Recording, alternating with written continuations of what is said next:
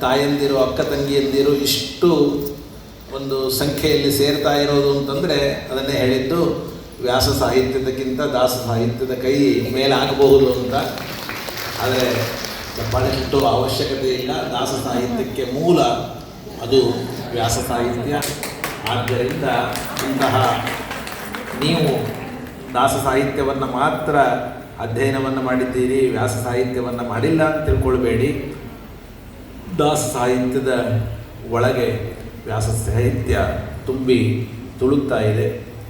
ಅಂತಹ ಒಂದು ಶ್ರೇಷ್ಠವಾದ ಕೆಲಸ ನಮ್ಮ ಸೌರಭ ದಾಸ ಸಾಹಿತ್ಯ ವಿದ್ಯಾಲಯದಿಂದ ನಮ್ಮ ಪಂಡಿತರಾದ ಪ್ರಮೋದಾಚಾರ್ಯರು ಪೂರ್ಣವಾದ ಸ್ವಾಮಿಗಳ ಅನುಗ್ರಹದಿಂದ ಇಷ್ಟು ದೊಡ್ಡ ಪ್ರಮಾಣದಲ್ಲಿ ಮಾಡ್ತಾ ಇರೋದು ಅತ್ಯಂತ ಸಂತೋಷದ ಸಂಗತಿ. ಎಲ್ಲ ವಿದ್ವಾಂಸರು ದೊಡ್ಡ ನಿತ್ಯದಲ್ಲಿಯೂ ಕೂಡ